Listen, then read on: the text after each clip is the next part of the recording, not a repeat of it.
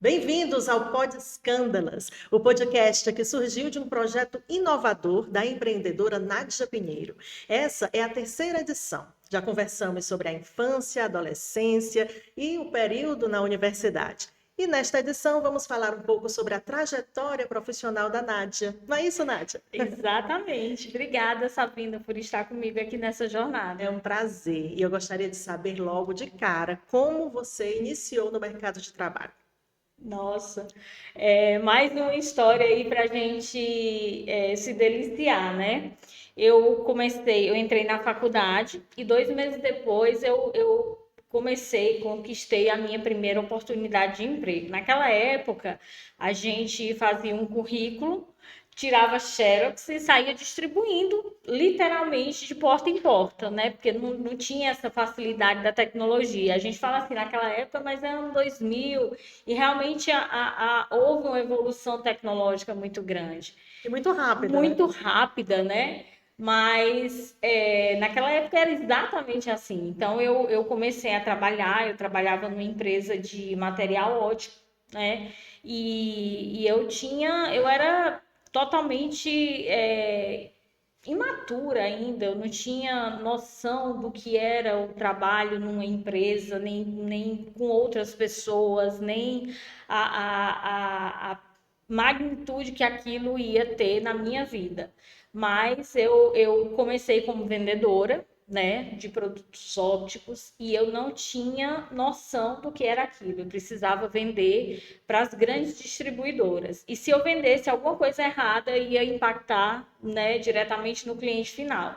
E eu tive uma dificuldade enorme, porque era uma coisa totalmente fora do meu convívio, da minha racionalidade ali, do que era normal. É uma coisa você vender roupa, né? É mais tranquilo, eu acho, é mais de domínio público. E outra coisa é você vender material óptico. O que Então, que era o material óptico? são as Lentes? lentes, né, que a gente distribuía para as grandes ópticas, né, de Fortaleza, e aí iam para os laboratórios, eram confeccionados e iam para o cliente final. Então, se eu ali ministrasse qualquer coisa errada, o cliente final ia ser impactado. E aí eu comecei a, de novo, enxergar na minha dificuldade uma possibilidade, né? Eu sempre tive essa facilidade de comunicação, acho que foi uma das coisas que me ajudou e que hoje me mantém aqui, né, nesse relacionamento, que hoje a gente vê que uma das grandes coisas que é valorizada, das grandes competências que é valorizada por todas as organizações é essa capacidade de nos comunicar, de interagir com o outro, né? E naquela época, de uma forma muito ainda incipiente, eu acho que eu já tinha essa visão. E aí eu tinha uma dificuldade enorme dos produtos, eu não sabia as características, eu me confundia. E eu comecei o meu perfeccionismo, né, começou a dizer, ó, oh, você não é competente, você não pode, você não está fazendo o adequado, você vai causar um prejuízo grande, como é que você vai pagar? Porque eu sempre achava que eu tinha que já dispor da solução. E aí eu comecei a achar, eu digo, olha, eu tenho que fazer, começar a entender tecnicamente as características dos produtos, porque se eu entender tecnicamente as características dos produtos, eu jamais vou passar produtos errados para os clientes, né?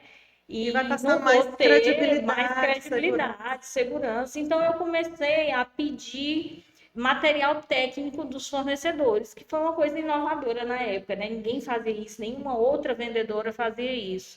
Então eu levava o material técnico para casa, estudava todo ele e comecei eu simplesmente dava uma aula em todos os produtos que eu estava vendendo, né? E aí o dono, né, me chamou e disse assim, Nádia, eu acho que você está no lugar errado. E eu disse, mas por que eu não estou fazendo nada errado? Nem vendi mais nada errado, porque eu realmente tinha vendido uma lente errada e tinha dado um problema no laboratório, enfim. Aí ele disse, não, porque hoje você já está dominando as especificações técnicas e eu te quero aqui na matriz. Você vai deixar de ficar na filial e vem para a matriz.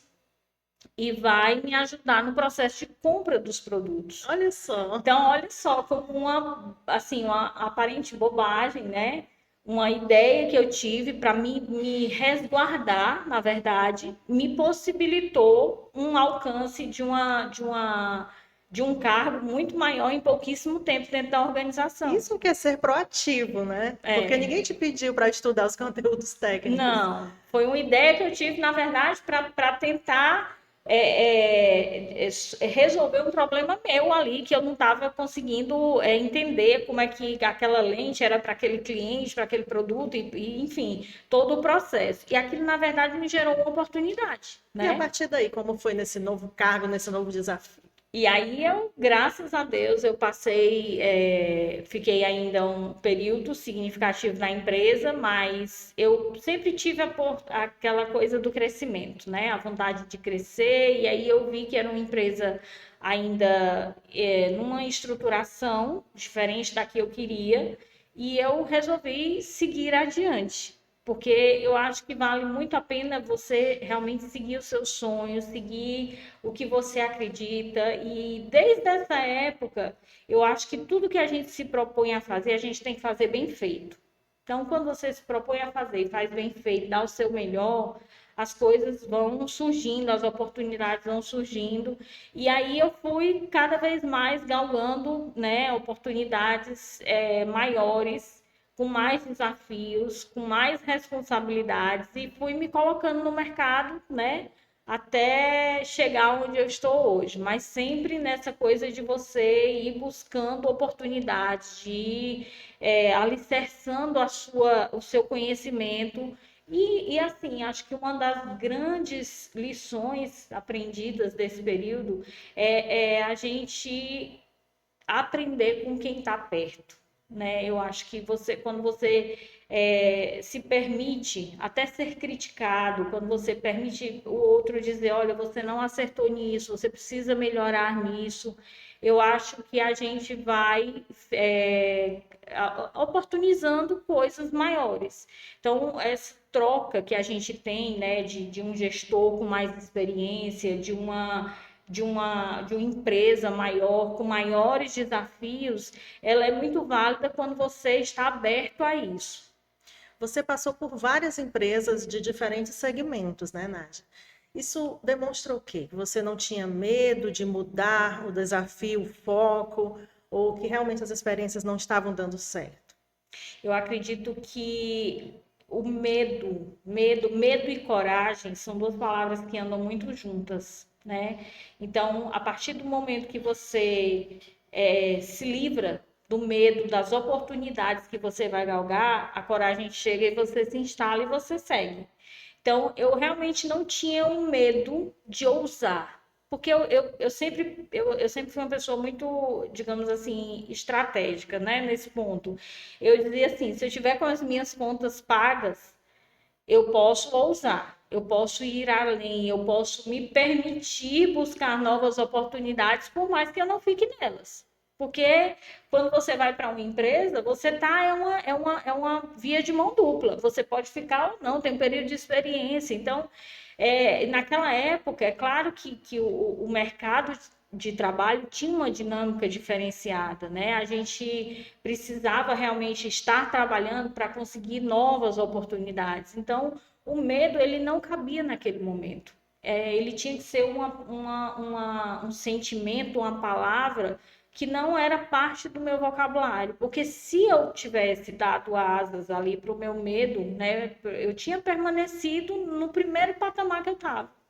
Então, eu acredito que essa coragem que a gente tem de arriscar o que está posto é sempre muito importante, porque você vai seguindo e as oportunidades vão surgindo e você vai pegando cada uma delas, vai se apropriando daquilo que a empresa tem para te oferecer, da história, da visão, da missão que ela tem, do parâmetro que ela está ali no mercado e você vai se consolidando baseado naqueles valores, baseado naqueles parâmetros. Você vai tomando as propriedades que são positivas para você e você vai se construindo como profissional. Porque, infelizmente, muitas pessoas ficam anos em um local e que não estão felizes, né? Mas permanecem por medo de ousar, né? Coisa que eu percebo que você realmente nunca teve, né? Não. Medo de ousar e enfrentar desafios. Não, inclusive, eu passei, se eu tivesse o medo, né, eu teria ficado onde eu estava, porque eu, depois de passar, eu passei 15 anos, né, no mercado de trabalho, digamos assim, passando de empresas, agregando experiências, agregando conhecimento, agregando pessoas à minha vida. E aí eu saí do meu último emprego de carteira, né, CLT e fui empreender, né? Fui empreender na época com meu esposo e a gente colocou, ele já tinha representação comercial e eu fui para essa área mais financeira administrativa. Então, se eu tivesse o medo, eu teria ficado exatamente onde eu estava, naquela empresa que era minha. Mas eu decidi que eu queria mudar. Eu decidi que mesmo na minha empresa, eu precisava de uma nova reconfiguração, de uma ressignificação. Então, foi aí que eu voltei a estudar, que eu voltei a ter contato com outras pessoas, sair daquele meu quadradinho, né, que estava ali, que estava posto, era líder de mercado, já tinha uma estrutura financeira razoável, mas eu decidi que aquilo não era o que eu queria para mim. Eu queria mais, eu queria algo que me desse um friozinho na barriga, que me desse o brilho no olhar. E eu acho que esse projeto, ele é exatamente isso. Ele é a configuração de tudo isso, né? Dessa vontade de inovar, dessa vontade de criar, dessa vontade de expandir, né, conhecimento, ações e pessoas através dessa troca de experiências. Então, se eu tivesse o medo, eu teria paralisado na primeira empresa. Mas não, eu resolvi não ter. Eu resolvi optar pela coragem, optar pela ousadia, optar pelo que faz o meu coração palpitar, porque eu acho que isso que impulsiona a gente, né? É isso que dá aquele frenesi de manhã que você diz, meu Deus, eu tenho um mundo para enfrentar, mas eu tenho a coragem de fazer o meu melhor todos os dias. E eu acho que é isso que vale. Essa sua vontade de inspirar outras mulheres surgiu também de coisas que você viu ao longo da tua vida, que infelizmente sabemos que ocorrem, inclusive entre mulheres. Sim, a gente, a sororidade feminina, né, ela precisa ser ainda muito bem trabalhada, porque eu acredito que só mulheres que de fato são seguras de si é que podem ajudar outras mulheres. Eu passei, claro, por inúmeras situações dentro do mercado de trabalho que não são tão válidas assim, mas que eu acredito que a gente tem o poder de dar um novo olhar sobre eles. E esse meu projeto é exatamente sobre isso. Porque da mesma forma que houveram pessoas que não me ajudaram, houveram as que me ajudaram. E as que me ajudaram me transformaram no que eu sou hoje. Então, se o meu projeto atingir pelo menos uma mulher, se eu for capaz de mudar o pensamento de pelo menos uma mulher, eu já vou ter atingido o meu objetivo enquanto ser humano. Porque a gente tem que entender que a gente vem nessa vida, inclusive, para servir ao outro, para servir de inspiração, para servir de guia, para servir de ajuda, porque a ajuda é uma via de mão dupla, ela vai e vem na mesma proporção. Então, se eu puder, de alguma forma, tocar pelo menos uma mulher, se eu puder ajudar a uma mulher que seja a mudar uma situação que ela esteja, que ela não esteja satisfeita, porque ela tem medo, gente, isola o medo da sua vida. Segue, Paralisa, o sabe? medo paralisa, O né? medo paralisa, então segue, vai ser feliz, porque é isso que importa. É verdade. Quais foram os maiores desafios da tua carreira?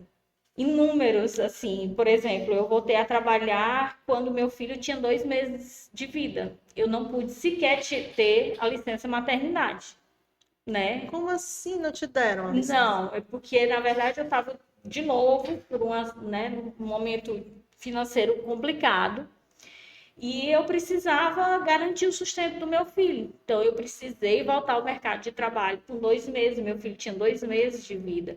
E na hora, você não sente o impacto direto, mas ele chega posterior, né? Porque a gente acaba sendo cobrada, a gente se cobra muito enquanto mãe, né? Enquanto mulher, eu não conseguia amamentar, que é outro tabu que a gente precisa. Mãe, não deixa de ser mãe porque não amamenta, Uhum. né? Não é porque você tem um filho cesáreo ou por parto normal que você é menos mãe. Então, assim, a gente ainda tem esses tabus.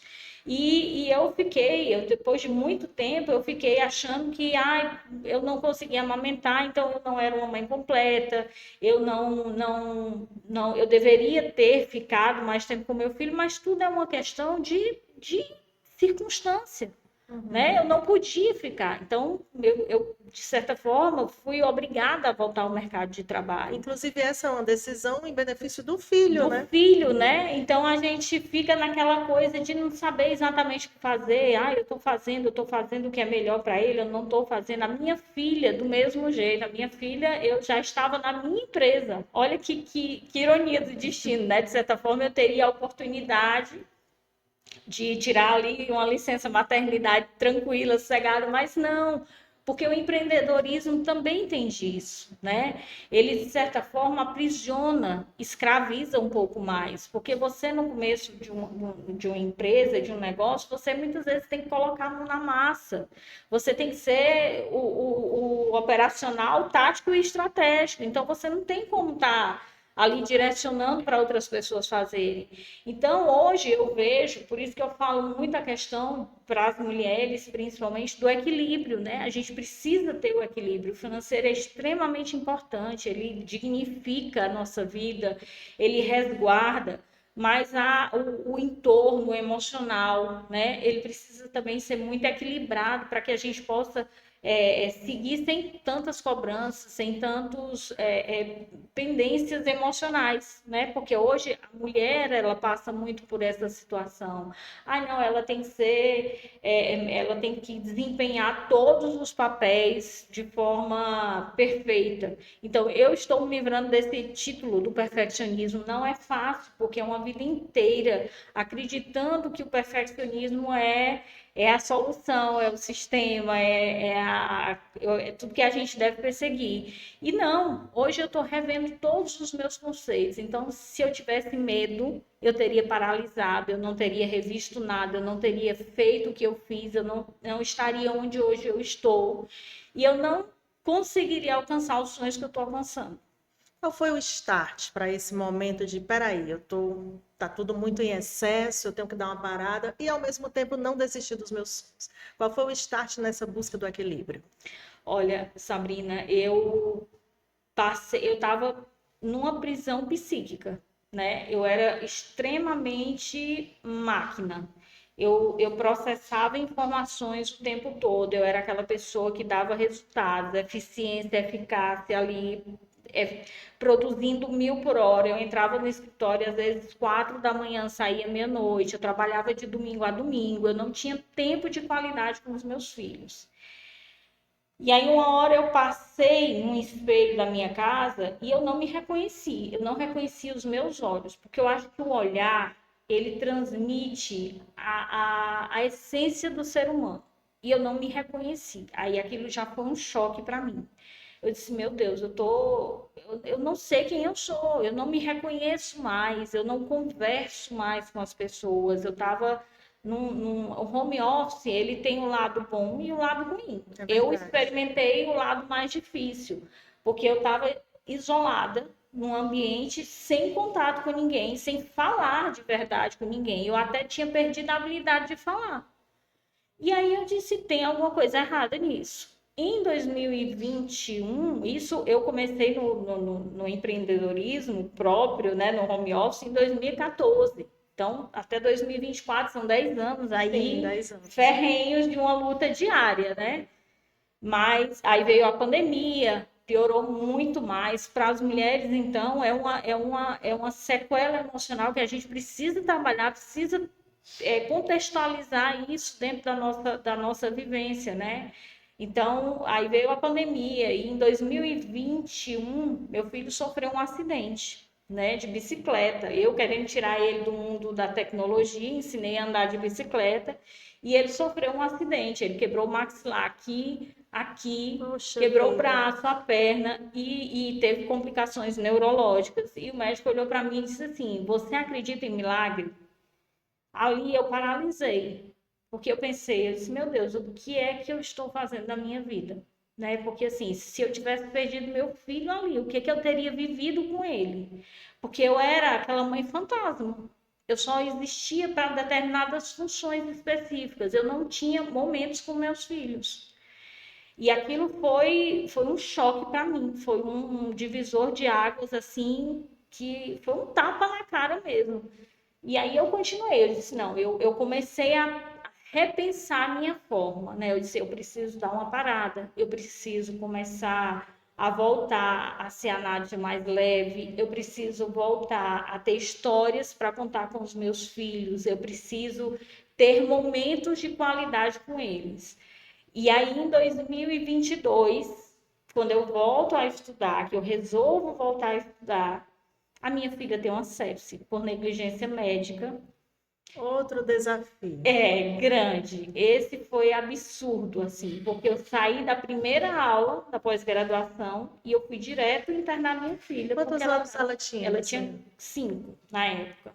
Oh, meu Deus.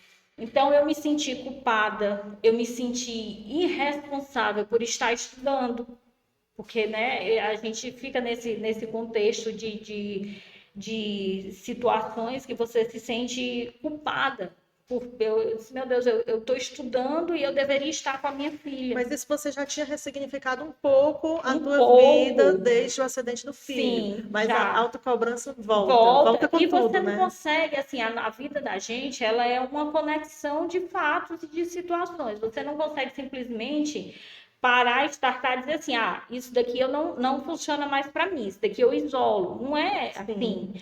Para você, tudo é um processo muito sistêmico, né? Uhum. Então você precisa ir alinhando os pontos para que você consiga chegar no objetivo que você está desejando.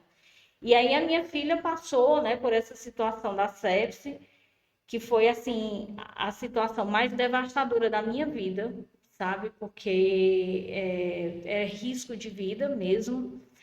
E eu achei que eu não ia conseguir, sabe, ressignificar a minha vida, que eu tinha que permanecer da forma que eu estava, que tudo que eu estava fazendo, todos os movimentos que eu estava tentando fazer estavam errados, né? E que aquilo tudo era culpa minha, porque a gente absorve demais, a gente acha que tudo é culpa da gente. E aí, quando a minha filha saiu desse processo, eu disse: eu não tenho mais como seguir da forma que eu estou seguindo. Deus está me avisando mais uma vez, dizendo: ei, menina, para, vê o que é importante para você, acorda, né? Eu acho que, assim, por eu ter passado por muitos problemas financeiros, por uma situação que exigia muito de mim, eu segui até sem perceber nesse automatismo que o mundo moderno nos impõe. E aí, quando eu vi a minha filha, né, que eu passei 21 dias com ela internada, foi um período muito, muito difícil.